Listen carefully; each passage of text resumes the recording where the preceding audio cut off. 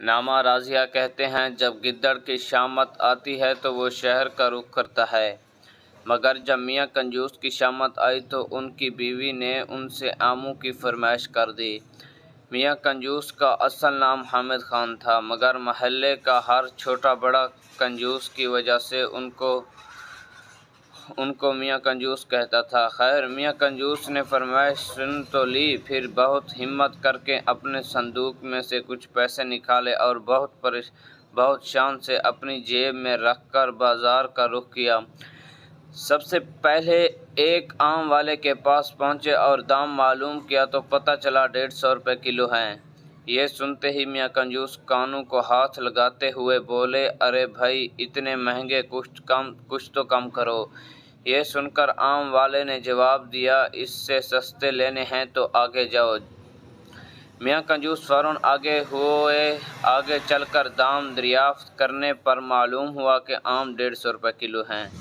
دام سن کر کنجوس میاں بڑا سا منہ بنا کر اس سے بولے، خدا کا خوف کرو، اتنے مہنگے آم بیچتے ہو، اتنا عمدہ مال سستا نہیں ملے گا۔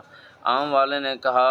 اب میاں کنجوس ایک اور آم والے کے پاس پہنچے۔ آموں کی حالت قابل دید تھی، پچکتے گلے سڑے جن سے رس بہہ رہا تھا، ہزاروں کی تعداد میں مکھیاں بھنا رہی تھی۔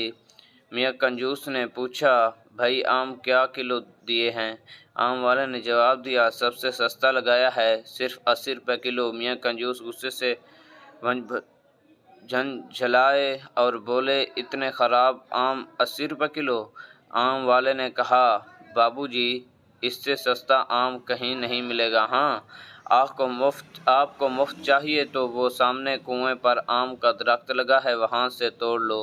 یہ سن کر میاں کنجوس بہت خوش ہوئے اور بھاگے جا کر کنویں پر چڑھ گئے اور اچھل کر آم توڑنے لگے۔ اچانک ان کا پیر پھسل گیا اور میاں کنجوس کنویں میں جا گرے۔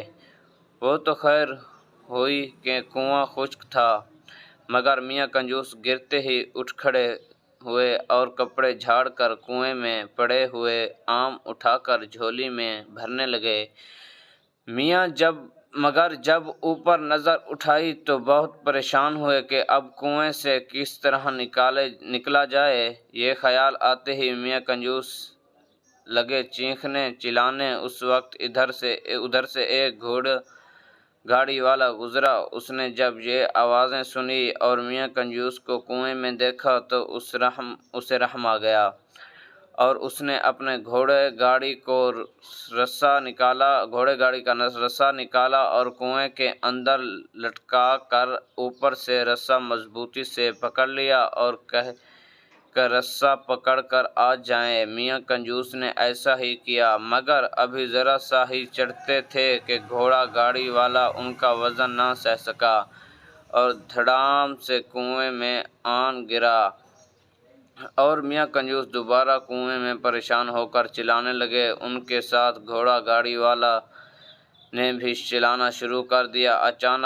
اچانک اس آم کے درخت کا مالک وہاں پہنچ گیا۔ اس نے دیکھا اور حیران ہو کر پوچھا کہ تم دونوں کنویں میں کیا کر رہے ہو؟ تب میاں کنجوس نے تمام بات اسے آموں کے مالک کو بتائی۔ مالک نے کہا، اگر آپ مجھے 200 روپے دیں تو میں آپ کو نکال دوں گا۔ یہ سن کر میاں کنجوس 4 وعدہ کر لیا اور جب دونوں کو مالک نے باہر نکال دیا تو میاں کنجوس نے مجبوراً 200 کے نوٹ مالک کو دیے اور خالی ہاتھ گھر آ گئے۔ اس لیے کہتے ہیں کہ لالچ بہت بری بلا ہے۔